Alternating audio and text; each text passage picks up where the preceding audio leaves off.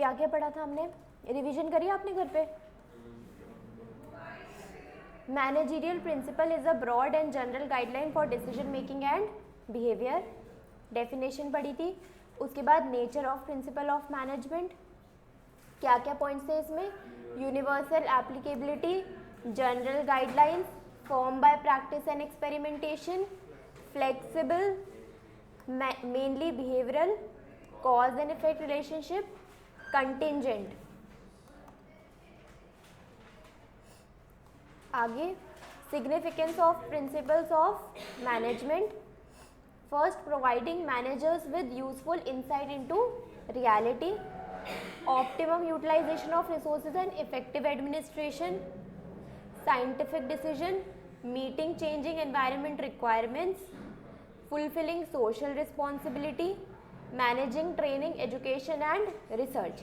फिर टेलर के साइंटिफिक, ये भी हमने स्टार्ट कर दिए थे, है ना, टेलर के। ये नेक्स्ट क्यों नहीं, इतना ही है?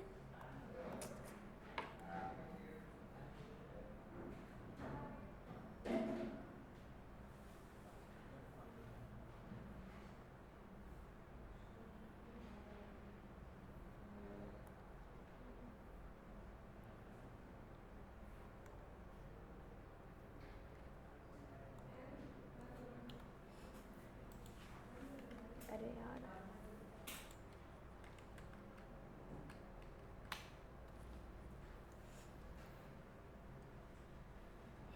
Principles of scientific management, science not rule of thumb, बताओ चार कौन कौन से, science not rule of thumb, harmony not discord, coordination, corporation not individualism, last development of each and every person to his or her greatest efficiency and prosperity. Techniques भी हमने start कर दिए थे। Techniques of scientific management first पढ़ा था functional foremanship. उसके अंदर क्या था कि 8 फॉरमैन्स होते हैं जो वर्कर्स पे नज़र रखते हैं और उनसे काम करवाते हैं। कौन कौन से, instruction and route clerk, time and cost clerk, disciplinarian, speed boss, gang boss, repairs boss and inspector. फिर स्टैंडर्डाइजेशन एंड सिंप्लीफिकेशन। इसके अंदर सबसे पहले हमने देखा था स्टैंडर्डाइजेशन। स्टैंडर्डाइजेशन का मतलब क्या होता है, सेटिंग स्टैंडर्ड्स, हर चीज़ में स्टैंडर्ड सेट करना, whether it is raw material, process, time, production, कौन सी मशीन यूज़ होगी, कौन सा मेथड यूज़ होगा, सब चीज़ों में स्टैंडर्ड्स को सेट करना। फिर सिंप्लीफिकेशन में क्या था कि हर एक्टिविटी को, वर्कर के हर काम को हमें क्या करना है, सिंप्लीफाई करना है ताकि हमारी कॉस्ट कम हो, उनको फटीग कम हो, उनको ज़्यादा काम ना करना पड़े और उनकी जो एनर्जी है वो सेव कर पाए और उसकी वजह से हमारे प्रॉफिट्स क्या हो, इंक्रीज। फिर नेक्स्ट है method study. The objective of method study is to find the one of the best way of doing the job. There are various method of doing the job. To determine the best way, there are several parameters right from the procurement of raw material till the final product is delivered to the customer. Every activity is part of method study. Taylor devised the concept of assembly line by using method study. Ford Motors company used this concept very successfully. Even now auto companies are using it. The objective of the whole exercise is to minimize the cost of production and maximize the quality satisfaction of the consumer. For this purpose, many techniques like process charts, operation research, etc. are used. For designing a car, assembly line production would entail deciding the sequence of the operation, place of men, machine, raw material, etc. All this is part of method study. Method study का मतलब क्या है कि हमें कोई एक task complete करना है, उस टास्क को कंप्लीट करने का कोई मेथड होगा और एक मेथड नहीं होगा, बहुत सारे मेथड्स होंगे। तो उन ऑल्टरनेटिव मेथड्स में से हमें कौन सा मेथड ऐसा चूज़ करें कि जहाँ पे हमारी कॉस्टिंग कम आए और प्रॉफिट्स ज़्यादा हो। मतलब हमें उन ऑल्टरनेटिव्स में से one of the best method को निकालना है और फिर उसे ही मेथड को हम फॉलो करेंगे अपने हर रूटीन टास्क में। ठीक, तो वेरियस मेथड लिखोगे क्या इसके अंदर, आप लैंग्वेज क्या लिखोगे कि हमें फाइंड करना है best method for doing a job. क्यों? क्योंकि बहुत सारे वेरियस मेथड्स हो सकते हैं एक जॉब को कंप्लीट करने के लिए। अब उसके अंदर ऑब्जेक्टिव क्या रहता है हमारा, कॉस्ट को मिनिमाइज करना, क्वालिटी को और कस्टमर की सेटिस्फैक्शन को इंक्रीज करना। फिर उसके बाद for example for designing a car हम असेंबली लाइन प्रोडक्शन का मेथड हम यूज़ करते हैं। क्यों? क्योंकि हमें पूरा सीक्वेंस पता होता है कि इस ऑपरेशन के बाद हमें इस ऑपरेशन पे आना है, फिर नेक्स्ट हमें ये करना है, फिर नेक्स्ट हमें ये करना है, पूरा मेथड हमें पता होता है। और वो मेथड ऐसा बेस्ट मेथड है कार डिज़ाइन करने का कि कॉस्टिंग कम हो रही है और मैक्सिमाइज हो रही है उसकी क्वालिटी। ठीक, फिर motion study. Motion study refers to the study of movements like lifting, putting objects, sitting, changing position. इन दोनों में क्या डिफरेंस है मेथड में और मोशन में? मेथड की हमें कुछ प्रोड्यूस करने का एक तरीका, ठीक है, जैसे चॉकलेट्स बना रहे हैं तो उस चॉकलेट का बनाने का प्रोसेस होगा पूरा एक, है ना, तो वो पूरा प्रोसेस मेथड स्टडी में आएगा। बट उस चॉकलेट को बनाने के लिए अब कितने लेबर्स लगे हैं, वो कहाँ बैठकर काम करेंगे, एक लेबर क्या काम करेगा, उस चॉकलेट के पैकेट्स कहाँ रखे होंगे, रैपर्स कहाँ रखे होंगे, बाकी का रॉ मटेरियल कहाँ रखा होगा, वो उनकी एक प्रॉपर जगह होनी चाहिए। कौन कब उठेगा, कब, मतलब हर चीज़ से, हर एक छोटी चीज़ से भी हमारा टाइम वेस्ट ना हो, है ना। तो अब यहाँ पे मोशन स्टडी में क्या लिखा है, मूवमेंट्स।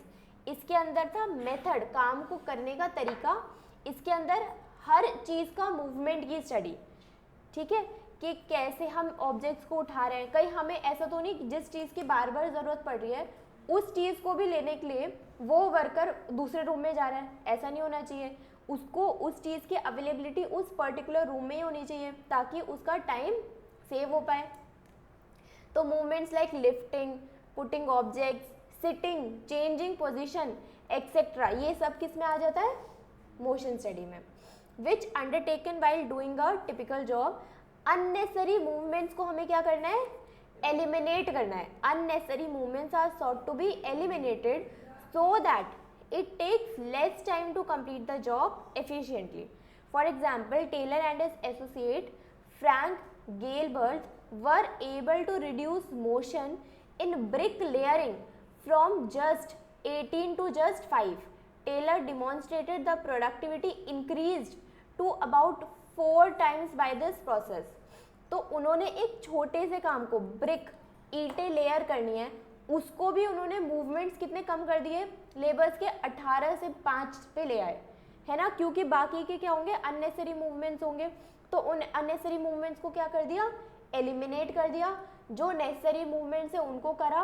तो इसकी वजह से क्या हुआ, प्रोडक्टिविटी इंक्रीज हो गई 4 टाइम्स।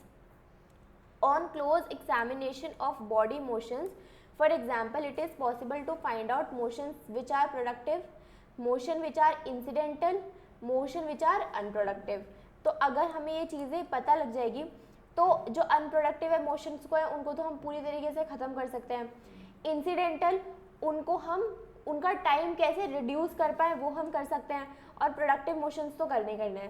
टेलर क्या, हाँ, अनप्रोडक्टिव मोशंस को हटाना है, तो वही 18 से 5 लेकर के आए, तो बाकी के क्या अनप्रोडक्टिव मोशंस थे उनको हटा दिया। तो उस जो अनप्रोडक्टिव मोशंस है उनको हटाने की वजह से क्या हो रहा है, हमारी प्रोडक्टिविटी इंक्रीज हो रही है, कोई काम जल्दी हो पा रहा है। जैसे कुकिंग करी कभी आपने,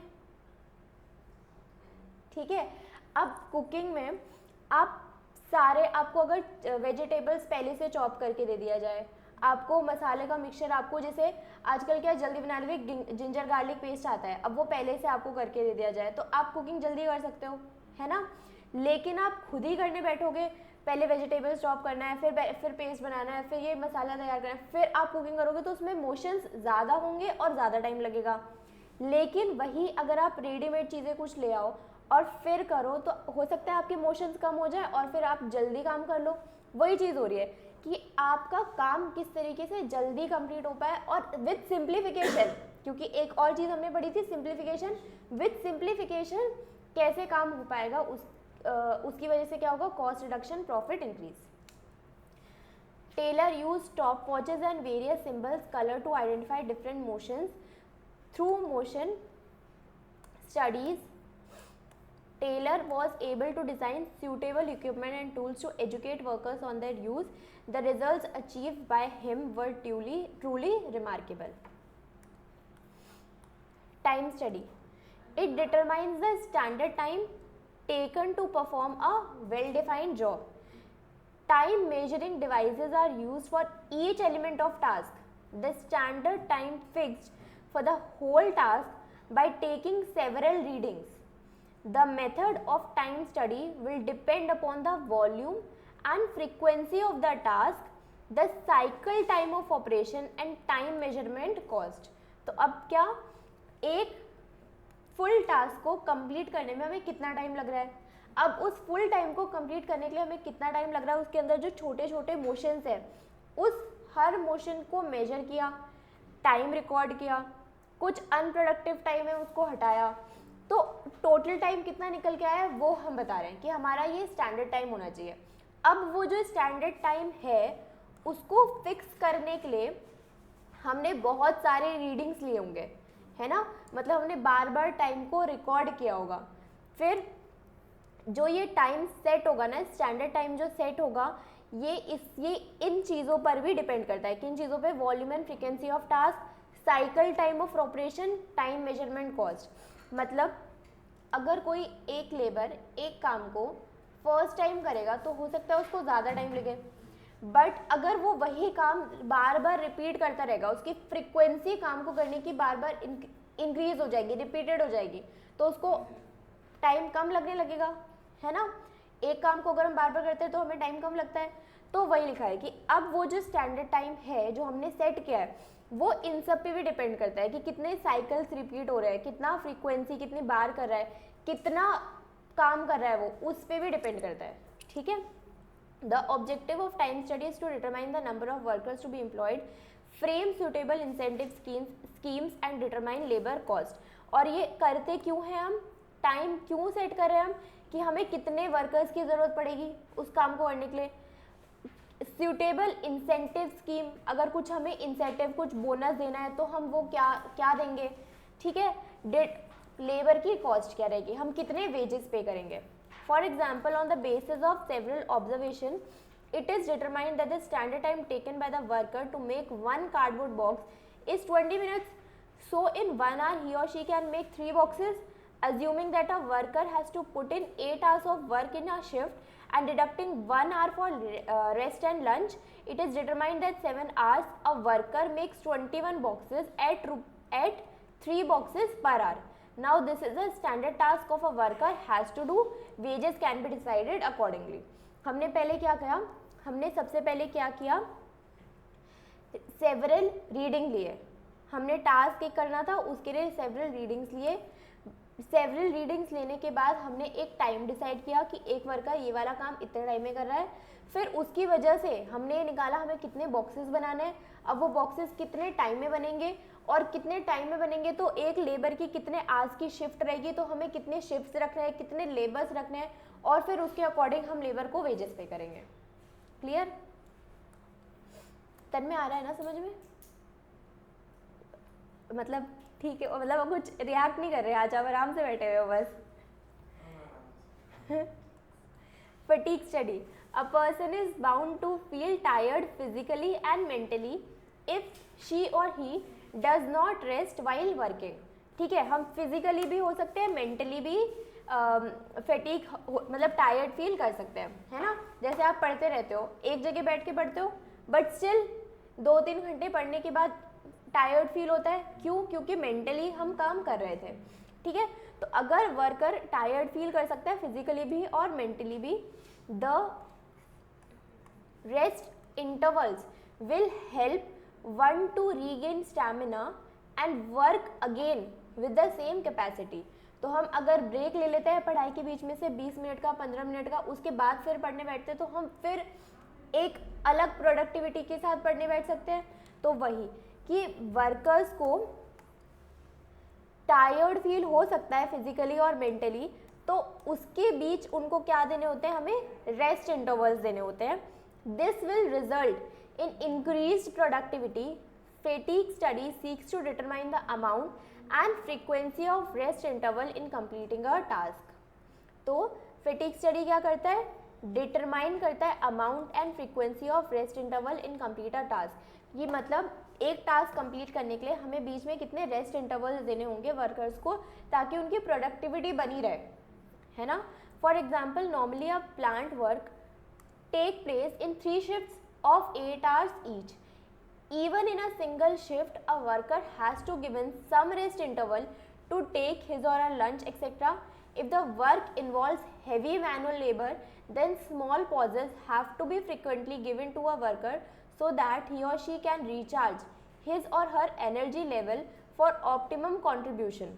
There can be many causes for fatigue like long working hours, doing unsuitable work, having uncordial relationship with the boss, or bad working condition etc. Such hindrances in good performance should be removed.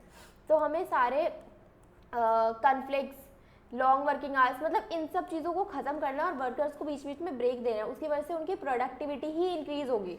Ultimately break देने का मतलब ये नहीं होगा कि हम उनसे काम कम करवा रहे हैं, बल्कि उनकी प्रोडक्टिविटी इंक्रीज़ होगी। कभी बहुत देर तक पढ़ना हो, जैसे सीए के बच्चे, उन्होंने देखा होगा इंटर के, फाउंडेशन में तो खैर ठीक है, अगर बहुत लंबे टाइम तक पढ़ना है, बीच में अगर अलार्म लगा के 15 मिनट के लिए सो जाओ ना, नींद भी आ जाती है, और 15 मिनट के बाद जब वापस से पढ़ने बैठो तो फिर पढ़ा भी जाता है और अच्छे तरीके से और प्रोडक्टिविटी तरीके से, अगर उठ जाओ तो अलार्म बजने पे। ये नहीं कि फिर सोते ही रह जाओ, ठीक है, उठना भी होता है। डिफरेंशियल पीस वेज सिस्टम, लेकिन नींद अपने आप खुल जाती है क्योंकि प्रेशर होता है पढ़ने का, अगर नहीं पढ़ेंगे तो पास नहीं होंगे। Differential piece wage system, Taylor was a strong advocate of piece wage system. He wanted to differentiate between efficient and inefficient workers. The standard time and other parameters should be determined on the basis of worker work study discussed above. The worker can then be classified as efficient or inefficient on the basis of these standards. He wanted to reward efficient workers, so he introduced different rate of wage payment for those who performed above standard and for those who perform below standard. हमने एक standard set कर लिया, अगर उस standard से ज़्यादा कुछ अच्छा कुछ और कोई वर्कर परफॉर्म कर रहा है तो उसको एक्स्ट्रा पैसे दे सकते हैं, रिवॉर्ड दे सकते हैं, और उस स्टैंडर्ड से भी कम कोई वर्कर परफॉर्म कर रहा है तो उसके पैसे कम काटो, है ना। For example it is determined that standard output for a worker per day is 10 units. तो हमने स्टैंडर्ड कितना बनाया, 10 यूनिट्स का, and those who made standard or more than standard will get ₹50 per unit, and those below will get 40 per unit. तो अगर किसी worker ने 10 unit से ज़्यादा बना लिए एक दिन में तो उनको पैसे मिलेंगे ₹50 पर यूनिट के हिसाब से, लेकिन जिन्होंने बिलो स्टैंडर्ड बनाया उनको मिलेंगे 40 पर यूनिट के हिसाब से। Now N efficient worker making 11 units will gate, ये लिखा क्या है, 11 multiply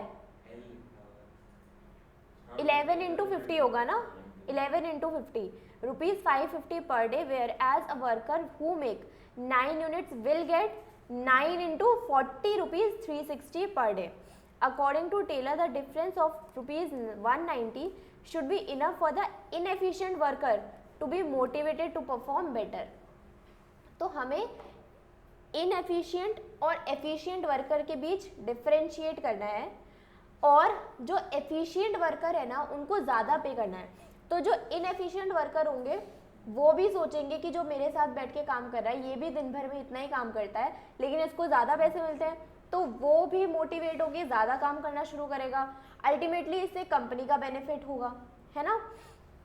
Taylor gives the example of a worker name Schmidt, पता नहीं क्या लिखा है, who was able to earn 60% more wages from $1.15 to 1.85 और increasing pig iron loading from 12.5 tons per man day to 47 tons per man day in boxcar at Bethlehem Steel Works by following scientific management techniques. तो वो बता रहे हैं कि किस तरीके से एफिशिएंट वर्कर ने ज़्यादा वेज रेट अर्न किया as compared to inefficient worker, थोड़ा सा ज़्यादा काम करके, है ना। अगर आप खुद सोचो, वो वर्कर 10 की जगह सिर्फ 11 भी बना दे तो भी उसको सब यूनिट्स के 50 रुपीज़ मिलेंगे, लेकिन अगर वो 9 भी बनाएगा तो उसको 40 रुपीज़ के अकॉर्डिंग मिलेंगे। तो वो थोड़ा सा सोचेगा ना कि ज़्यादा मैं थोड़ा सा एफिशिएंट हो जाऊँ और मैं 11 ही बना लूँ तो मेरे को सबके 50 रुपये के हिसाब से पैसे मिल जाएंगे।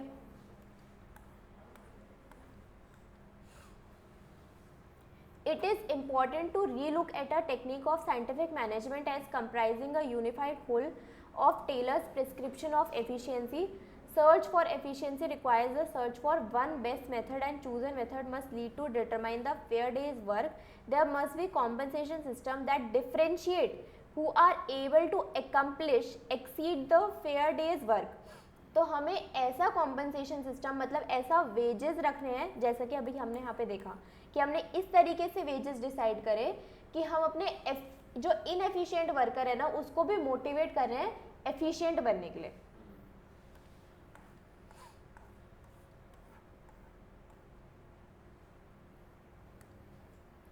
Clearly the sum and substance of Taylor ideas lies not in disjointed description of principle and technique of scientific management, but in change of mindset, which he referred to as mental revolution. Mental revolution involves a change in the attitude of workers and management towards one another from competition to cooperation. Both should realize that they require one another. Both should aim to increase the size of surplus. This would eliminate the need for any agitation. The management should share the part of surplus, also contribute their might so that the company makes profit. तो अब ये वापस से वही सब, mental revolution क्या है कि हम किस तरीके से मैनेजमेंट और वर्कर का एटीट्यूड चेंज करें, उनका माइंडसेट चेंज करें टुवर्ड्स द वर्क, कि उन लोगों को एक ही वो ऑर्गेनाइजेशन में काम करते हैं लेकिन उन दोनों को ऐसे नहीं रहना कि वो दोनों अलग अलग है, उन दोनों को साथ में कॉरपोरेशन के साथ काम करना है। तो उनको ये समझना होगा कि अगर वो कॉरपोरेशन के साथ काम करेंगे तो उनका प्रॉफिट इंक्रीज होगा, वर्कर का इंडिविजुअली भी और ऑर्गेनाइजेशन का एज अ होल भी। अब तो फ्यूल बस इतना ही, एक बार रिवाइज करें। आपको इसके अंदर का जो आपको कंटेंट लिखना है वो थोड़ा बहुत समझ में आया, ठीक है। फंक्शनल फॉर्मैनशिप में क्या कंटेंट लिखेंगे हम? सबसे पहले तो बताएंगे functional foremanship as extension of principle of division and specialisation. हम ये क्या पढ़ रहे हैं? ये टेक्निक पढ़ रहे हैं। हमने टेलर के 4 ही प्रिंसिपल्स पढ़े, उसके बाद हम उसकी टेक्निक्स पढ़ रहे हैं। तो फंक्शनल फॉर्मैनशिप जो हमने प्रिंसिपल पढ़ा है ना, क्या principle of division and specialisation, उसका क्या है? एक्सटेंशन है। फिर आपको इसमें ये पूरा बताना है, ये टेबल याद रहेगी, बस आपको इसको क्या करना है? एक्सप्लेन करके वर्ड्स में लिखना है। और ये जो 8 लोग हैं, ये जो पूरे 8 लोग हैं, इनके नाम याद करना है, ठीक। और फिर स्टैंडर्डाइजेशन और सिंप्लीफिकेशन में क्या लिखेंगे? स्टैंडर्डाइजेशन में कि एक स्टैंडर्ड सेट करना, हर चीज़ में लिख दो जो जो याद आ रहा है, process, method, raw material, time, हर चीज़ में स्टैंडर्ड। फिर सिंप्लीफिकेशन में क्या लिखना है कि हमें जो बेकार की चीज़ें उसको हटाओ, एलिमिनेट करो, प्रोडक्टिव वाली चीज़ें करो, लेबर का काम सिंप्लीफाई करो, ये सब, ठीक है। उसकी वजह से क्या होगा? हमारा टर्नओवर इंक्रीज होगा, मतलब प्रॉफिट इंक्रीज होंगे। फिर मेथड स्टडी में क्या लिखना है कि हमें एक काम को करने के लिए बहुत सारे मेथड्स हैं, लेकिन we have to choose one of the best method to perform that task. और ऑब्जेक्टिव क्या होता है? To minimise cost and maximise quality and satisfaction of the customer. फिर डिजाइनिंग ऑफ कार का आप एग्जाम्पल याद रख सकते हो, है ना। मेथड स्टडी में कार वाला एग्जाम्पल लिख के आओगे। अगर आपसे जैसे अलग से सिर्फ मेथड स्टडी पूछा है और उसके अंदर आप एक्सप्लेन करने के साथ साथ में ये डिजाइनिंग ऑफ कार, मतलब जो एग्जाम्पल बुक में लिखा है वही आप कोट कर दोगे ना, तो मार्क्स और अच्छे मिलेंगे। मोशन स्टडी में हमने क्या देखा कि जो अननेसेसरी मूवमेंट्स है उनको एलिमिनेट करो, हमें सिर्फ प्रोडक्टिव मूवमेंट्स करने हैं, फिर फैटीग स्टडी में क्या है, टाइम स्टडी में हमें टाइम फिक्स करना है। टाइम हम फिक्स कैसे करते हैं, सेवरल रीडिंग्स लेने के बाद हम टाइम को फिक्स कर सकते हैं। टाइम फिक्स करने की वजह से हम ये डिसाइड कर पाएंगे कि कितने वर्कर काम करेंगे, वर्कर को कितना वेजेस पे करना है, हमारे क्या इंसेंटिव स्कीम्स रहेंगी। फिर उसके बाद फटीग स्टडी कि worker can feel tired physically and mentally, उसके बाद उनके रेस्ट इंटरवल्स कैसे हम डिसाइड करेंगे और रेस्ट इंटरवल देने की वजह से उनकी प्रोडक्टिविटी इंक्रीज होगी। Then differential piece wage system क्या होता है कि उसके अंदर हमने ये डिसाइड करा कि एफिशिएंट वर्कर्स कैसे कितने हैं, इनएफिशिएंट वर्कर कैसे, और जो इनएफिशिएंट वर्कर है उनकी हम प्रोडक्टिविटी इंक्रीज कर पा रहे हैं कैसे, एफिशिएंट वर्कर को ज़्यादा पे करके। ठीक है, और ये वाला एग्जाम्पल लिख दो, एक एग्जाम्पल लिख दो कि हमने एक स्टैंडर्ड वेज डिसाइड किया, एक स्टैंडर्ड नंबर डिसाइड किया प्रोडक्शन के लिए 10 यूनिट्स। अगर कोई 10 से ज़्यादा बना रहा है उसको हम एफिशिएंट बोल रहे हैं और उसको हम 50 रुपये के हिसाब से पे करते हैं, और उससे कम जो बना रहा है उनको हम इनएफिशिएंट वर्कर बोलते हैं, उनको हम 40 रुपीज़ के हिसाब से पे करते हैं। तो इस वजह से वो वर्कर्स के मेंटली वो ये सोचेंगे कि हमें भी ज़्यादा अर्न करना है, तो उनको मोटिवेशन मिलेगा ज़्यादा प्रोडक्शन करने के लिए।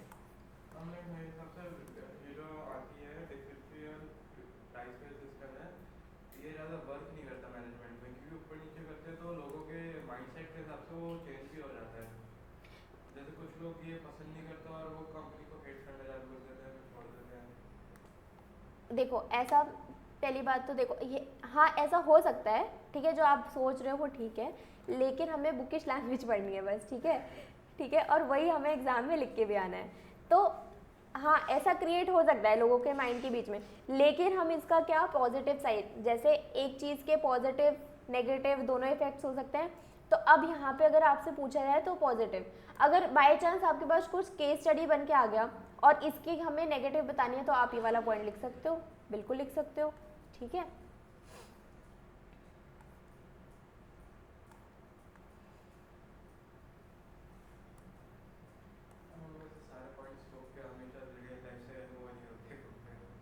ये थ्योरी होती है, जैसे कि आप अब ये तो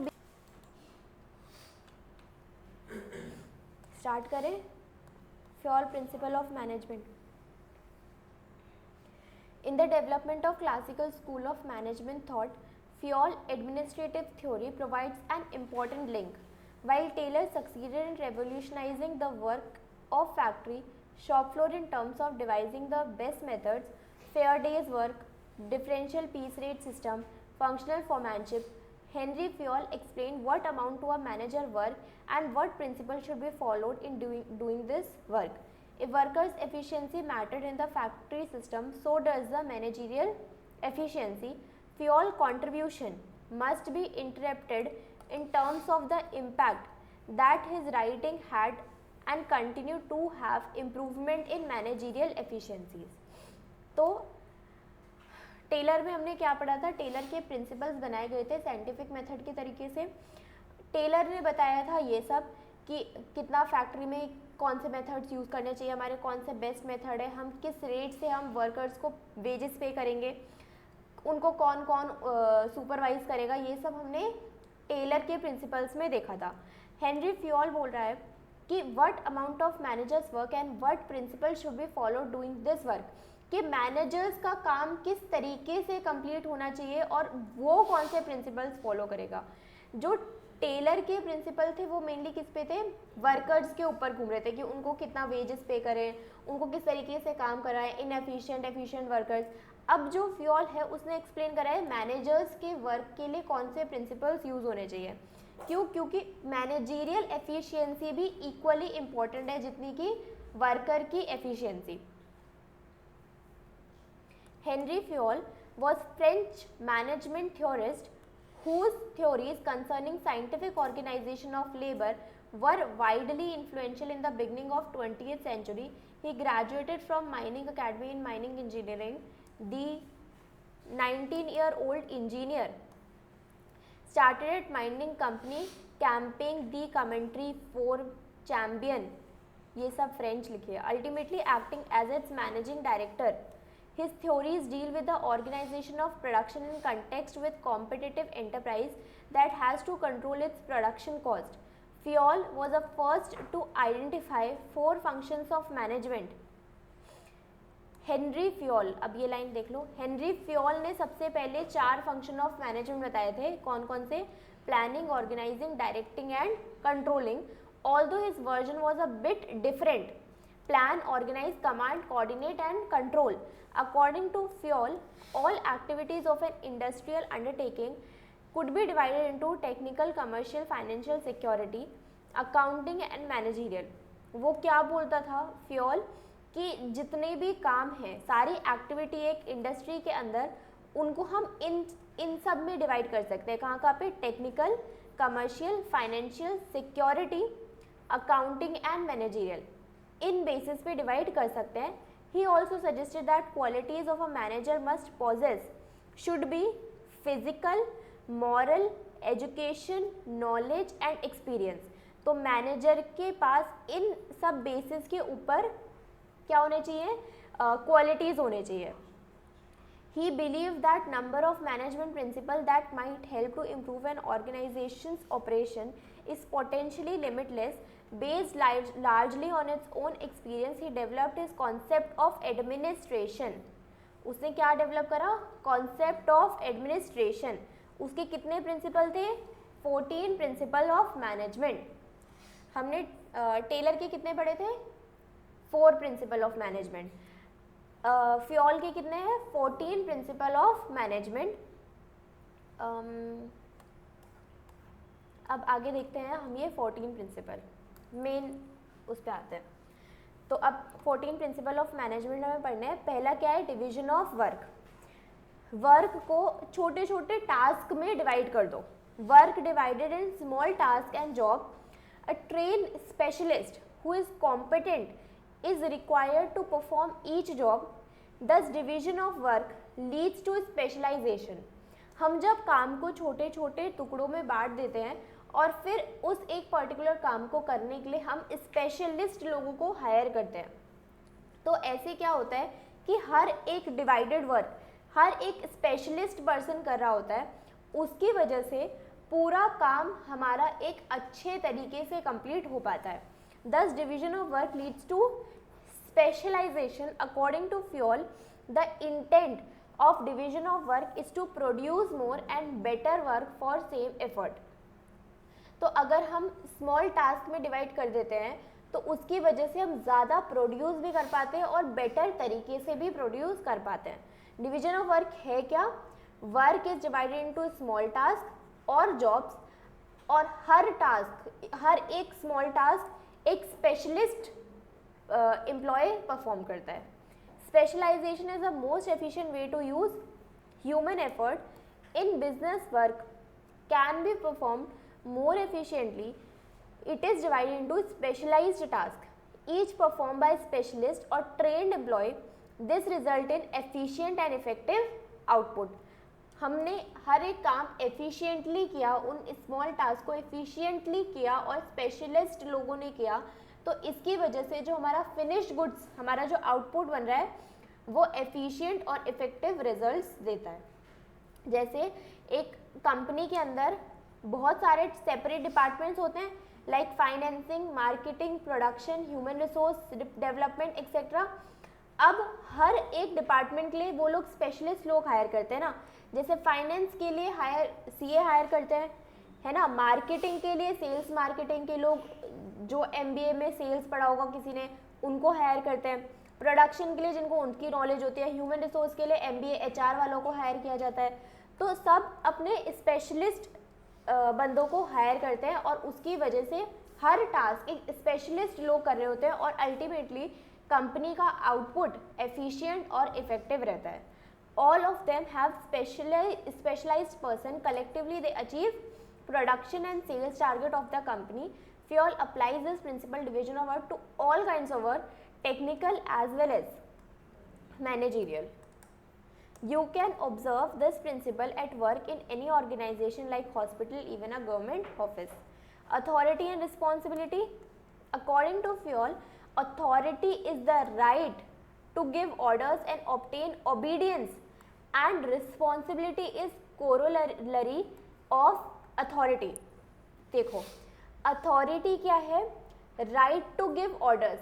अथॉरिटी है एक पावर देना, अपने एम्प्लॉयज़ को एक पावर देना कि वो दूसरों को ऑर्डर दे सकते हैं. मतलब ऑर्डर क्या, सिर्फ अपने जो उनको काम करवाना है सिर्फ उतना related. Authority is right to give orders and obtain obedience and responsibility क्या है, अथॉरिटी के साथ चलती है.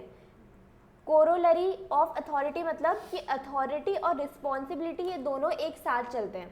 अगर हम अथॉरिटी देंगे तो उसके साथ रिस्पॉन्सिबिलिटी देना भी इम्पॉर्टेंट है, अगर हम कोई रिस्पॉन्सिबिलिटी दे रहे हैं तो उसके साथ अथॉरिटी देना भी इम्पॉर्टेंट है ना.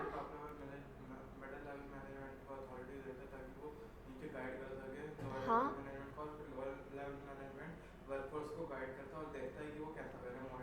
हाँ टॉप लेवल को. और सारे जितने भी लोगों को हम अथॉरिटी दे रहे हैं वो ये बोल रहे हैं कि जिनको भी आप अथॉरिटी दे रहे हो उनको अथॉरिटी के साथ रिस्पॉन्सिबल भी बनाओ, रिस्पॉन्सिबिलिटी भी दो. ठीक है, जैसे सर ने मेरे को बोला आपको बीएसटी पढ़ाने के लिए, ठीक है, और उन्होंने अथॉरिटी दे दी कि आप पढ़ाओ, लेकिन अगर वो रिस्पॉन्सिबिलिटी नहीं देते, मेरे पास सिस्टम नहीं होता, मेरे पास कुछ राइट्स नहीं होते, मैं आपको कुछ बोल नहीं सकती, तो ये सब रिस्पॉन्सिबिलिटी भी नहीं देते, या फिर मेरे को लाइक अथॉरिटी पावर्स के साथ साथ रिस्पॉन्सिबल, अब मुझे वो रिस्पॉन्सिबल भी बना रहे हैं कि इतने टाइम तक इतना सिलेबस कंप्लीट हो जाना चाहिए. तो दोनों चीज़ें साथ में चलती है कि अथॉरिटी पावर्स भी दो, उस काम को करने के साथ साथ जो पावर्स चाहिए एक इंस्टीट्यूट के अंदर वो भी दो, और साथ में उसको रिस्पॉन्सिबल भी बनाओ कि आपको ये काम कंप्लीट करना है. ठीक है. 2 types of authority are official authority which is authority to command and personal authority which is authority of an individual manager. तो यहाँ पे क्या लिखा है, अब 2 तरीके की अथॉरिटी है, क्या क्या, official authority which is authority to command, मतलब वही सेम पावर्स देने की कि दूसरों से हम काम करवा सकते हैं, हम कमांड दे सकते हैं, हम ऑर्डर्स दे सकते हैं. Authority official authority. दूसरी personal authority which is authority of an individual manager, मतलब उसके खुद पे जो अथॉरिटीज़ है ना, खुद की जो पावर्स है, खुद के ऊपर भी उसको जो चीज़ें कंट्रोल रखनी है. तो 2 तरीके की अथॉरिटी, ऑफिशियल अथॉरिटी और पर्सनल अथॉरिटी. ऑफिशियल अथॉरिटी दूसरों को ऑर्डर देने की, पर्सनल अथॉरिटी खुद को ऑर्डर देने की. ठीक है, इंडिविजुअल मैनेजर की खुद की authority. Authority is both formal and informal. Managers require authority commensurate with their responsibility. There should be a balance between authority and responsibility. कभी भी ऐसा भी नहीं होना चाहिए कि हमने किसी एक काम के लिए ज़्यादा ही अथॉरिटी दे दी, है ना, ज़्यादा अथॉरिटी भी नहीं दे दी, हमने जितना काम दिया उतना ही बैलेंस रखना है अथॉरिटी और रिस्पॉन्सिबिलिटी का. आगे, an organisation should build safeguards against abuse of managerial power. अगर हम ज़्यादा अथॉरिटी दे देंगे ना तो मैनेजरियल पावर का क्या हो जाएगा, एब्यूज़ हो जाएगा. ज़्यादा वो पावर्स को, अगर हम किसी भी एम्प्लॉय को जितनी पावर्स उसे चाहिए उसे ज़्यादा हम पावर्स दे देते हैं तो वो हो सकता है कि कन्फ्लिक्ट क्रिएट करे ऑर्गेनाइजेशन में. At the same time manager should have necessary authority to carry out the responsibility. For example, a sales manager has to negotiate a deal with the buyer. She finds that if she can offer credit period of 60 days, she is likely to clinch the deal which is supposed to fetch the company net margin of say 50 crores. Now, the company gives power to the manager to offer a credit period of only 40 days. This shows that there is an imbalance in authority and responsibility. क्या देखा हमने example में कि एक sales manager है, she finds that if she can offer credit period of 60 days, she is likely to clinch the deal which is suppose to fetch the company of net margin. वो ये बोल रही है कि अगर उसको 60 days का टाइम पीरियड दिया जाए तो वो कंपनी को एक अच्छी डील क्रैक करके दे सकती है जिससे कंपनी को फ़ायदा होगा. ठीक है, अब आगे, लेकिन फ़ायदा कितने का होगा, 50 करोड़ का फ़ायदा होगा. अब कंपनी ने लेकिन उसको सिर्फ 40 days ही दिए, है ना. एक सेल्स मैनेजर है जो क्या बोल रही है कि मेरे को 60 days मिलेंगे तो मैं कंपनी को 50 करोड़ का फ़ायदा करके दे सकती हूँ, लेकिन कंपनी ने उसको सिर्फ 40 डेज की ही रिस्पॉन्सिबिलिटी और authority the. This shows imbalance हो गया अथॉरिटी एंड रिस्पॉन्सिबिलिटी का, तो वो काम वो नहीं कर पाएगी, है ना। तो अगर हम कम अथॉरिटी देते हैं तो भी काम कंप्लीट नहीं होगा। अब आगे, in the case manager should be granted authority of credit period of 60 days in the interest of the company. Similarly in this example, this manager should not given the power of credit period say 100 days because it is not required। तो हम अगर उसको 60 days की authority चाहिए तो ऐसा भी नहीं कि हम 40 डेज दें और ऐसा भी नहीं कि हम 100 डेज की अथॉरिटी दें, जितना हमें चाहिए उसका बैलेंस बना के रखना है। Manager should have right to punish a subordinate for willfully not obeying a legitimate order, but only after sufficient opportunity has been given to the subordinate for presenting his or her case।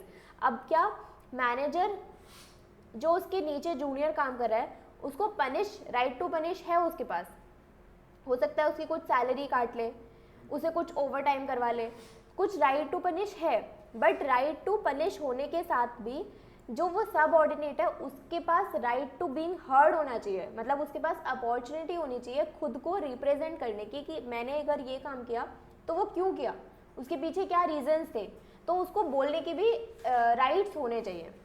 ठीक। Third, हमने क्या दो पढ़े, सबसे पहले division of work, कि छोटे छोटे पार्ट्स में काम को बांटना है, उसकी वजह से क्या आता है, स्पेशलाइजेशन आता है। ठीक। फिर अथॉरिटी एंड रिस्पॉन्सिबिलिटी, कि बैलेंस बनाओ अथॉरिटी और रिस्पॉन्सिबिलिटी का, और अथॉरिटी अगर दे रहे हो, किसी को पावर दे रहे हो तो उसको रिस्पॉन्सिबल भी बनाओ, रिस्पॉन्सिबिलिटी दे रहे हो तो अथॉरिटी भी दो। और साथ में ये बहुत अच्छा एग्जाम्पल है, आप ये एग्जाम्पल लिख सकते हो। अगर आपको ये एग्जाम्पल नहीं है, आप अपनी तरफ से भी एग्जाम्पल बना के लिख सकते हो सेम, कि अगर किसी को अथॉरिटी चाहिए काम पूरा करने की कुछ नंबर ऑफ डेज के लिए, तो उसको उतना ही नंबर ऑफ डेज दो। Discipline, discipline is the obedience to organizational rules and employment agreement which are necessary for the working of the organization. According to Fayol, discipline requires a good superior at all level, clear and fair agreements and judicious application of penalties. Suppose a management and labor union have entered into an agreement whereby worker have to agree to put in extra hours without any additional payment to revive the company out of loss. In return, management has promised to increase wages of the workers when this mission is accomplished. Here, discipline when applied would mean that the worker and management both honor their commitment without any prejudice towards one another. तो हमें organisation में क्या है, discipline बना करके रखना है, हमें ऑर्गेनाइजेशन के रूल्स को फॉलो करना है, अपने एम्प्लॉयमेंट के एग्रीमेंट को फॉलो करना है। एम्प्लॉयमेंट का एग्रीमेंट मतलब कि हम किसी कंपनी में एज एम्प्लॉय जाते हैं तो उससे पहले हमारे पास कुछ डॉक्यूमेंट साइन करवाते हैं, है ना, कि आप ये रूल्स फॉलो करोगे, इस टाइम पे आना है, इस टाइम पे जाना है ना, ब्रेक्स आपका इतने टाइम का होगा, इतनी आपको लीव्स मिलेंगी, तो वो एक एग्रीमेंट होता है, तो उस एग्रीमेंट को फॉलो करना है। Accordingly fuel discipline require good superior at all level, clear and fair agreement and judicious application of penalty। तो अगर डिसिप्लिन बना के रखना है, हमें हर लेवल पे क्लियर एंड फेयर एग्रीमेंट्स होने चाहिए, और पेनल्टी अगर किसी चीज़ पे लगानी है, किसी ने कुछ रूल फॉलो नहीं किया, किसी ने एग्रीमेंट फॉलो नहीं किया, तो पेनल्टी भी लग सकती है ना। जैसे बड़ी कंपनीज होती है, बिग फोर्स, ये सब, तो इनके पास क्या होता है कि अगर कोई एम्प्लॉय काम नहीं कर रहा तो उनको रेड साइन दे देते हैं कि जैसे वर्क फ्रॉम होम चल रहा है, ठीक है। केपीएमजी में कुछ एम्प्लॉयज़ को हफ्ते में जैसे 6 दिन का ऑफिस है तो 2 दिन वो सिर्फ ऑफिस जा सकते हैं, बाकी वर्क फ्रॉम होम कर सकते हैं। तो अब वो वर्क फ्रॉम होम कर रहे हैं तो उनको काम दिया जाता है, उनको काम कंप्लीट करना है, लेकिन वो वर्किंग आवर्स नहीं देख रहे, वो इतना फ्लेक्सिबल काम कर रहे हैं कि वर्किंग आवर्स नहीं देख रहे, बस आपको काम कंप्लीट करना है। आप भले ही घर से बैठ के कर रहे हो, बट अगर उनका काम कंप्लीट नहीं रहता, वो डिसिप्लिन में नहीं रहते, तो जब उनका बोनस का टाइम आता है तो उन एम्प्लॉयज़ को बोनस नहीं दिया जाता। ये क्या हो गया, फिर पेनल्टी हो गई, है ना। बाकी सबको बोनस मिल रहा है, बाकी सबने अच्छे से काम किया, बट जिन एम्प्लॉयज़ ने ऐसे काम नहीं किया होगा उनको बोनस नहीं मिलेगा, है ना। किसी की सैलरी इंक्रीमेंट होनी है एनुअली, तो वो सैलरी में इंक्रीमेंट नहीं मिलेगा। तो वो क्या मेंटेन कर रहे हैं, इस तरीके से डिसिप्लिन मेंटेन कर रहे हैं, ठीक है। Suppose management and labour union have entered into an agreement whereby management और लेबर यूनियन मतलब वर्कर्स का ग्रुप वो एक एग्रीमेंट में एंटर कर रहे हैं कि वर्कर एग्री कर रहे हैं एक्स्ट्रा आवर काम करने के लिए without any extra payment. But company का ये फर्ज बनता है कि एक बार अगर रिवाइव हो गया कोई, जैसे सिक यूनिट मतलब कि लॉसेस में चल रही है, तो अब उस कंपनी को लॉस से रिवाइव करने के लिए, मतलब उस लॉस सिक यूनिट को एक गुड यूनिट में कन्वर्ट करने के लिए, उसको हो गया मतलब रिवाइव करना, वापस से प्रॉफिट्स में लेकर के आना। तो उस कंपनी ने क्या डिसाइड करा, मैनेजमेंट और वर्कर्स ने, कि हम लोग कोऑर्डिनेशन के साथ काम करेंगे। तो वर्कर्स ने क्या बोला, हम एक्स्ट्रा वर्क करने के लिए तैयार है without any extra payment.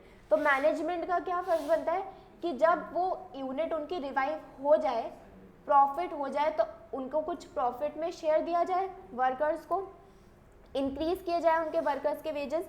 Here discipline were applied would mean that worker and management both honour their commitment. ठीक है, दोनों साइड को अपने कमिटमेंट्स को पूरा करना है और एक डिसिप्लिन मेंटेन करके रखना है ऑर्गेनाइजेशन में। Unity of command, according to Fayol there should be one and only one boss. Unity of command मतलब कमांड में यूनिटी, जो बॉस कमांड दे रहा है, जो काम कंप्लीट करने के लिए बोल रहा है, वो एक होना चाहिए। ठीक है, unity of command means Fayol there should be one and only one boss for every individual employee, है ना। अगर आपको कोई बोले कि सपोज ईशान सर बोले आपको कि 10 से 12 हो, मैं आपको अकाउंट्स पढ़ाऊंगा, सेम टाइम मैं भी बोलता हूँ 10 से 12 हो, हम PhD पढ़ेंगे, तो क्या मतलब कन्फ्लिक्ट क्रिएट हो जाएगा। आप सोचोगे कि क्या करें, है ना। तो कन्फ्लिक्ट क्रिएट नहीं होना चाहिए। ऐसे जो एम्प्लॉयज़ हैं उनके माइंड में कन्फ्लिक्ट क्रिएट नहीं होना चाहिए कि 2 एम्प्लॉयर्स उसको काम दे रहे हैं तो वो कौन सा वाला पूरा करेगा, है ना। एक का पूरा करेगा तो दूसरा डिसएग्री होगा कि इसने मेरा काम नहीं किया। तो ऐसा नहीं होना चाहिए कंपनी में, हमेशा एक इंडिविजुअल के ऊपर एक ही बॉस होना चाहिए। If an employee gets order from 2 superior at the same time the principle of unity of the command is violated. The principle of unity of command states that each participant in formal organization should receive order from and be responsible to only one superior. अगर एक से ही order मिलेगा और वो एक के लिए ही responsible होगा, वो वाला subordinate. Fayol gave a lot of importance to this principle. He felt that if this principle is violated, authority is undetermined, discipline is jeopardy, order disturbed and stability threatened. मतलब कि अगर ये वाला, फ्योल ने बोला कि हमारा जो ये वाला प्रिंसिपल है यूनिटी ऑफ कमांड, ये बहुत ज़्यादा इंपॉर्टेंट है। अगर हम यूनिटी ऑफ कमांड फॉलो नहीं करेंगे ना, तो ऑर्गेनाइजेशन में बहुत ही क्योस हो सकता है ना, बहुत कन्फ्लिक्ट की सिचुएशन क्रिएट हो सकती है। तो इसलिए this is very important. The principle resembles military organization. Dual subordination should be avoided. वही same, dual subordination should be avoided मतलब 2 बॉस नहीं होने चाहिए। Suppose a salesperson is asked to clinch a deal with the buyer and is allowed to give 10% discount by marketing manager, but the finance department tells her or him not to offer more than 5% discount. Now there will be no unity of command. This can be avoided if the coordination is between various departments. तो क्या, एक sales manager है जिसने इसको allow किया गया, किसने, marketing manager ने अलाउ कर दिया 10% डिस्काउंट देने के लिए, बट फाइनेंस टीम क्या बोल रही है, 5% से ज़्यादा डिस्काउंट नहीं दे सकते। तो वो सेल्स मैनेजर क्या कंफ्यूज हो जाएगा कि मैं कौन से वाले डिपार्टमेंट की बात सुनूं, है ना। तो यहाँ पे डिपार्टमेंट्स के बीच भी क्या होने चाहिए, हमारे पास यूनिटी होनी चाहिए। Unity of direction, all units of organization should be moving towards in same objective through coordinated and focused efforts. तो ये फर्स्ट लाइन अंडरलाइन कर लेना, क्या है, यूनिटी ऑफ डायरेक्शन में all unity of an organization should be moving towards same objective through coordinated and focused efforts। मतलब unity of direction का मतलब है कि ऑर्गेनाइजेशन में जितने भी लोग काम कर रहे हैं ना, वेदर इट इज मैनेजर और एनी लेबर, कोई भी एम्प्लॉय है, तो सबको एक ही डायरेक्शन में काम करना है। उन सबका ऑब्जेक्टिव उन सबका ऑब्जेक्टिव एक ही होना चाहिए, ठीक है, सब अलग अलग डायरेक्शन में काम नहीं करेंगे। Each group of activity having the same objective must have one head and one plan. One head तो हमने कहाँ पे देखा, यूनिटी ऑफ कमांड में। वन प्लान का क्या मतलब है कि सब लोग एक ही डायरेक्शन में, उन सब का ऑब्जेक्टिव एक ही है। This ensure unity of action and coordination. For example, if a company is manufacturing motorcycle as well as cars, then it should have two separate departments for both of them. Each division should have its own in charge plans and execution resources. On no account should the working of two divisions overlap. Now let us differentiate between two principles of unity of command and unity of direction. तो example क्या है कि अगर एक company है वो bikes भी बनाती है और कार्स भी बनाती है, तो अब उनका बाइक का डिपार्टमेंट, बाइक का डिवीजन अलग होना चाहिए और कार का डिवीजन अलग होना चाहिए। ऐसी कंपनीज हैं जो बिस्किट्स भी बनाती है, ओट्स भी बनाती है, तो उनके दोनों के डिवीजन अलग होने चाहिए, है ना।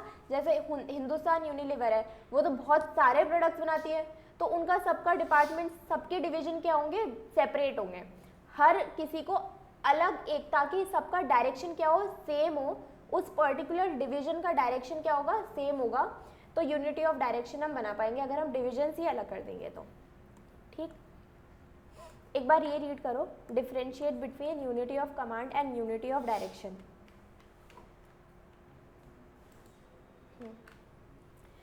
Unity of command, unity of direction क्या, unity of command, one subordinate should receive order from and should be responsible for only one superior.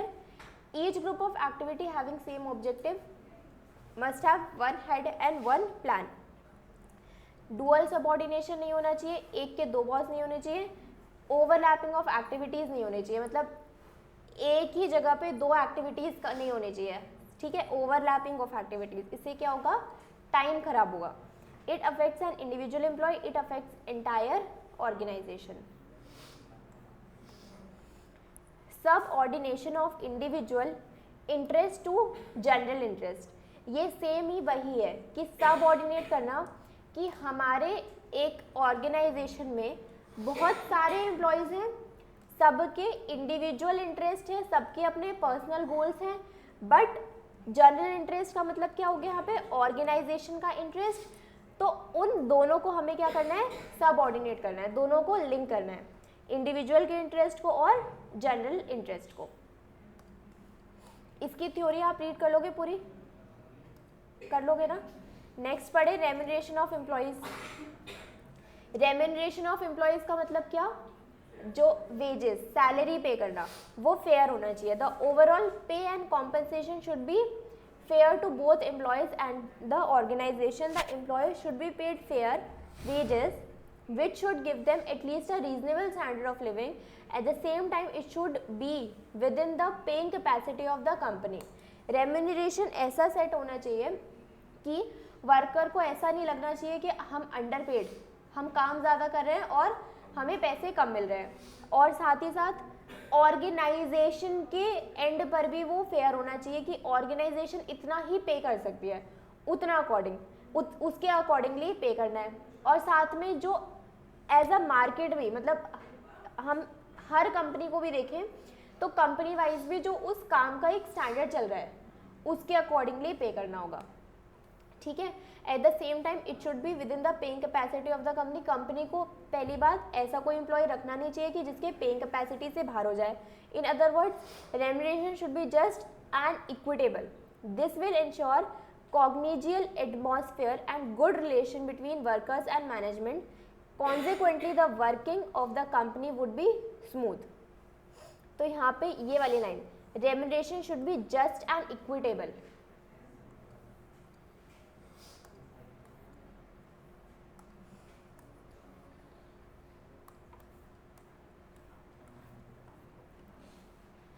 Centralisation and decentralisation. Centralisation का मतलब होता है कि जो डिसीजन मेकिंग पावर है ना वो टॉप लेवल के पास है। The concentration of decision making authority called centralisation, कि वहीं पे कॉन्सेंट्रेटेड है और कोई डिसीजन मेकिंग कर नहीं सकता, ठीक है। Whereas its dispersal among more than one person known as decentralisation. ये यहाँ से यहाँ तक ये मार्क कर लो।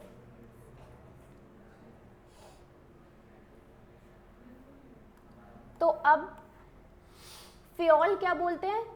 फ्योल ये बोलते हैं कि सेंट्रलाइजेशन, एक कंपनी में सेंट्रलाइजेशन और डिसेंट्रलाइजेशन के बीच बैलेंस बनना चाहिए, कि ऐसा भी नहीं है कि सारे डिसीजन सेंट्रलाइज्ड हैं और ऐसा भी नहीं होना चाहिए कि सब डिसेंट्रलाइज्ड कर दो। दोनों के बीच बैलेंस होना चाहिए। कैसे? जो बहुत ज़्यादा इंपॉर्टेंट डिसीजन है वो सेंट्रलाइज्ड रखो, और जो डिपार्टमेंट वाइज लिए जा सकते हैं, लोअर लेवल के एम्प्लॉयज़ ले सकते हैं, उसको डिसेंट्रलाइज्ड रख दो। नेक्स्ट पढ़ते हैं scalar chain. An organisation consist of superior and subordinate. ठीक है, तो एक ऑर्गेनाइजेशन में सुपीरियर भी होता है और उनके जूनियर सबऑर्डिनेट्स भी होते हैं। A formal line of authority from highest to lowest rank known as scalar chain. तो एक फॉर्मल लाइन मतलब ये बन गई है एक फॉर्मल लाइन। एक फॉर्मल लाइन बनी चाहिए बिटवीन सुपीरियर एंड सबऑर्डिनेट। देखो, ए सबका सुपीरियर, बी के नीचे, ए के नीचे बी काम करता है, बी के नीचे सी काम करता है, उसके नीचे डी। तो एक ये क्या बनी हुई है? ये चेन बनी हुई है यहाँ पे।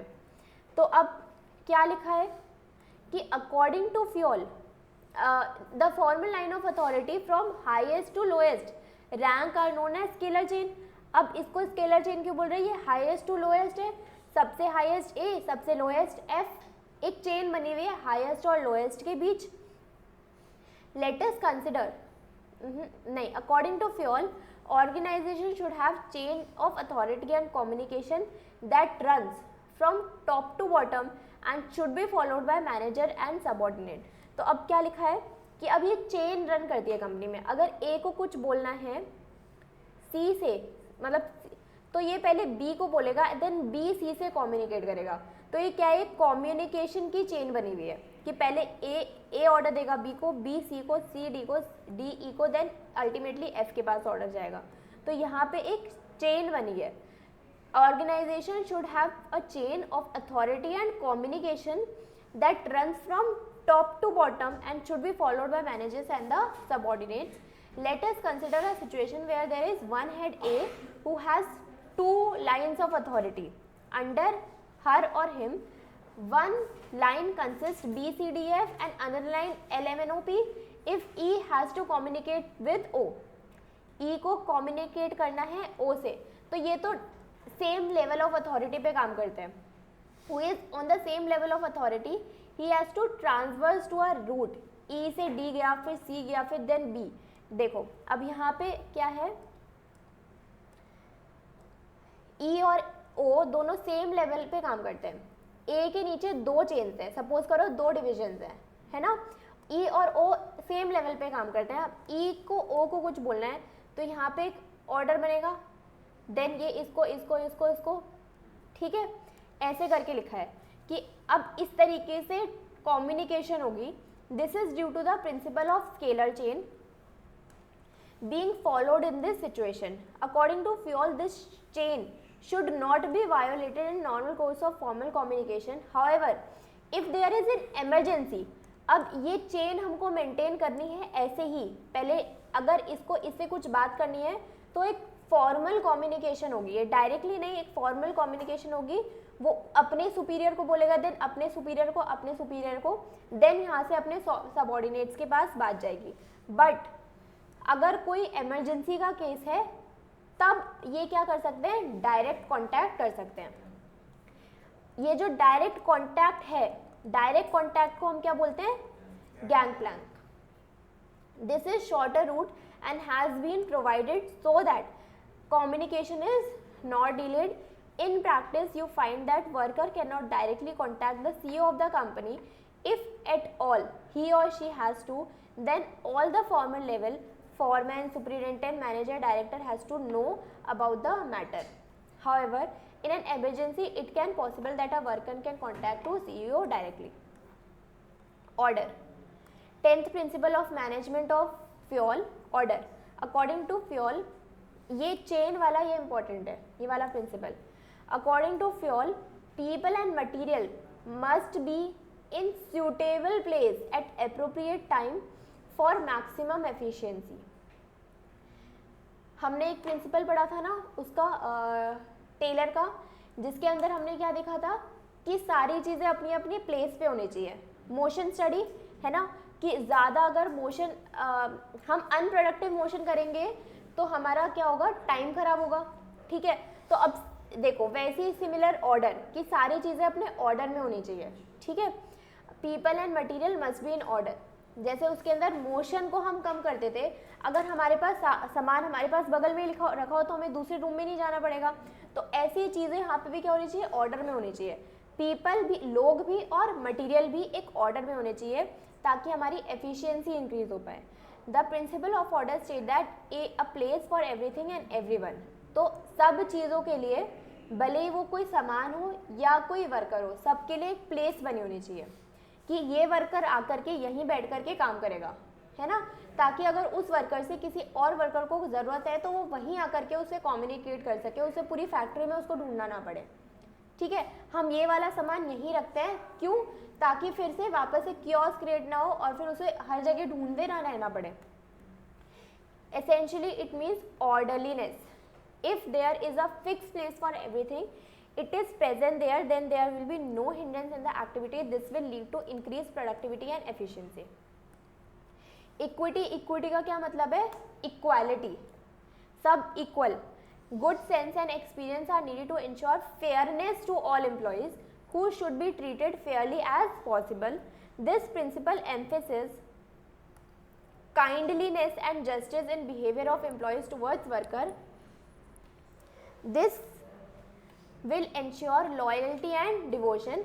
Fayol does not rule out use of force sometimes. Rather, he says that lazy personnel should be dealt with sternly to send the message to everyone is equal in the eyes of the management. There should be no discrimination against anyone on account of sex, religion, language, caste, belief, nationality, etc. In practice, we can observe that nowadays in multinational corporations, people of various nationalities work together in discrimination free environment, है ना। तो हमें organisation में क्या equality create करनी है, हर basis पे कोई डिस्क्रिमिनेशन नहीं होना चाहिए, सारे एम्प्लॉयज़ इक्वल हैं, उनको ऐसे डिस्क्रिमिनेशन की किसी की लैंग्वेज के ऊपर, किसी के रिलीजन के ऊपर लोगों को इन्फीरियर नहीं फील कराना है या किसी को ज़्यादा इंपॉर्टेंस नहीं देनी है, सबको इक्वल रखना है।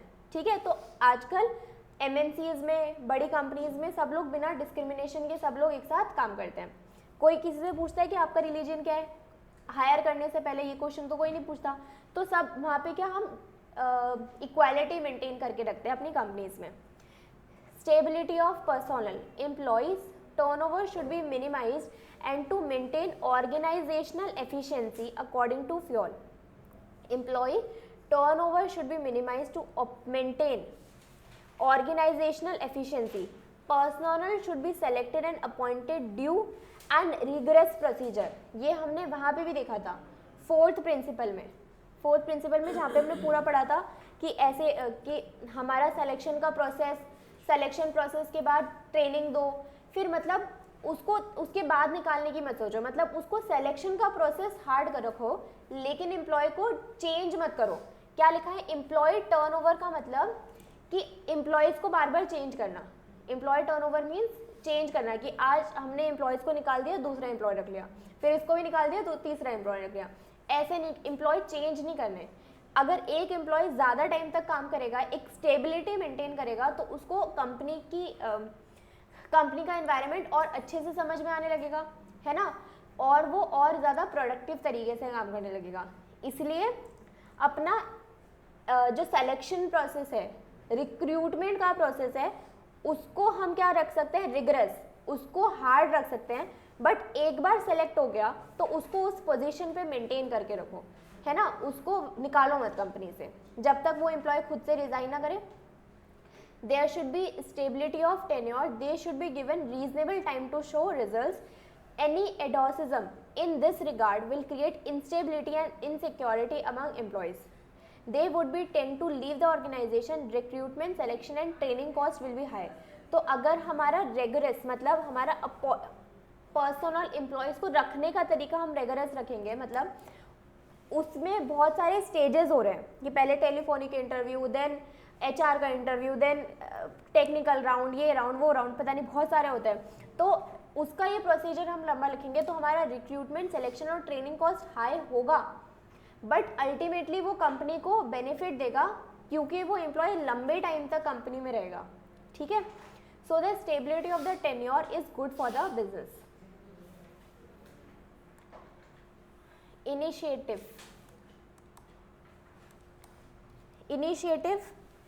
Workers should be encouraged to develop and carry out their plans for improvement according to Fayol. Initiative means taking the first step with self-motivation. It is thinking out and execution of plan.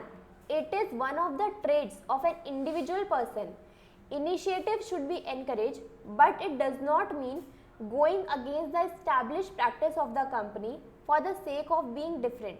A good company should have an employee suggestion system whereby initiative, suggestion which result in substantial cost or time reduction should be rewarded. तो अब यहाँ पे initiative मतलब जो worker हैं उनके initiative, उनके suggestion को भी एनकरेज करो, है ना. ईगोइस्टिक अप्रोच नहीं होनी चाहिए. जो सबऑर्डिनेट्स है, जो हमसे जूनियर लेवल पे काम कर रहे हैं, उनके प्लान्स, उनके इनिशिएटिव्स को भी सुनना चाहिए. Worker should encourage to develop and carry out their plan for improvement. Improvement के लिए अगर कुछ डेवलपमेंट या कुछ प्लान है, वर्कर्स बता रहे हैं, उसको एनकरेज करना चाहिए. तो इससे क्या होती है, सेल्फ मोटिवेशन होती है. It is thinking out, execution of plan. It is one of the traits of an intelligent person, है ना. कोई इंटेलिजेंट पर्सन होगा वही तो कुछ सजेशन दे पाएगा. जो इंटेलिजेंट नहीं है, जिस कोई सोचता ही नहीं है, वो कोई सजेशन तो देगा ही नहीं. तो ये एक ट्रेट है of an intelligent person. Initiative should be encourage, but it does not mean going against the establish practice. अब हम वर्कर के इनिशिएटिव, उसके सजेशंस को सुन रहे हैं, इसका मतलब ये नहीं है कि मैनेजर उसी को सुनेगा और कंपनी के जो ऑर्गेनाइजेशन गोल है उससे अगेंस्ट चला जाएगा. ऐसा नहीं. हमें ऑर्गेनाइजेशन के गोल में अगर कुछ अच्छा प्लान हमें अपने वर्कर से मिलता है तो हम उसको एनकरेज कर सकते हैं, उसको ले सकते हैं और उसको यूज़ भी कर सकते हैं. और अगर उससे हमारा कुछ बेनिफिट हुआ है, कुछ रिडक्शन हुआ है, कुछ प्रॉफिट इंक्रीज हुआ है, तो उसको रिवॉर्ड भी कर सकते हैं एंड में. Esprit de corps. Management should promote team spirit. Esprit de corps मतलब टीम स्पिरिट बनाओ. वही वाला हमारा हार्मनी नॉट डिस्कॉर्ड वाला प्रिंसिपल कि management should promote team spirit, unity and harmony among the employees according to Fayol. Management should promote the team work especially in large organization because otherwise objective would be difficult to realize. It would also result in loss of coordination. A manager should replace I with we in all his conversation with workers to foster the team spirit. एक team spirit बना के रखनी है, सबको unity में, harmony में, corporation, coordination के साथ काम करना है. Manager should replace I with we to maintain the team spirit. This will give rise to the spirit of mutual trust and belongingness among the team member. It will also minimize the need for using penalties from foregoing discussion. ये होगा हमारे 14 प्रिंसिपल. Fayol versus Taylor, a comparison के लिए हम ये देख लेते हैं. पर्सपेक्टिव मतलब किस बेसिस पे उसके मैनेज इन दोनों के प्रिंसिपल्स बने हैं. ये टॉप लेवल और ये टेलर के पास क्या थे, ज़्यादातर वेजेस क्या हैं, वर्कर्स इनएफिशिएंट, एफिशिएंट, उन सब के. हेनरी फ्योल ने क्या देखा है, मैनेजरियल लेवल के ऊपर चीज़ें, प्रिंसिपल्स बनाए. Unity of command. Strong proponent did not feel it is important under functional foremanship. A worker received order from 8 specialist. यहाँ पे फ्योल क्या बताता था, इसका मतलब वन लेवल, वन बॉस, हर एक का यूनिटी ऑफ कमांड. मतलब हेनरी फ्योल ने हमको क्या बताया था कि एक का एक ही बॉस होना चाहिए, एक एम्प्लॉय का एक ही एम्प्लॉय, मतलब one subordinate should have one superior. ठीक है. यहाँ पे क्या बताया था, वो 8 रख दिए थे कि ये इन सब वर्कर्स में डिसिप्लिन देख रहा है ना, वही एक बंदा सबके साथ डिसिप्लिन देख रहा है, फिर उन्हीं सबके ऊपर एक और बॉस है जो सबके बीच क्या देख रहा है, क्या था वो, रूटीन, या फिर देखो हमने वो टेबल पढ़ी थी,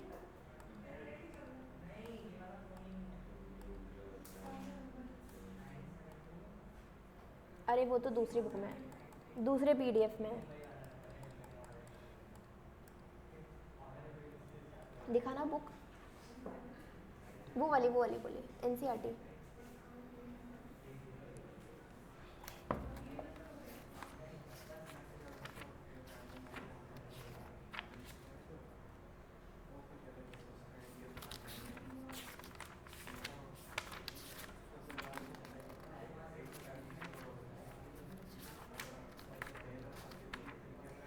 अब ये सारे जो 8 इंचार्ज थे, ये सब उन्हीं सब वर्कर्स को देख रहे हैं ना, यहाँ पे अलग अलग वर्कर्स थोड़ी हैं, ये सब एक ही फैक्ट्री के वर्कर्स को देख रहे हैं, तो यहाँ पे एक एक वर्कर के ऊपर 8 बॉस हो गए, वो ये बता रहे हैं। स्टॉन्च प्रोपोनेंट मतलब कि सॉरी टेलर का था ये, फंक्शनल फॉरमैनशिप तो टेलर का था, इसका मतलब कि यहाँ पे एक के ऊपर एक ही बॉस और यहाँ पे 8 थे, तो यहाँ पे डिफरेंस हो गया यूनिटी ऑफ कमांड में।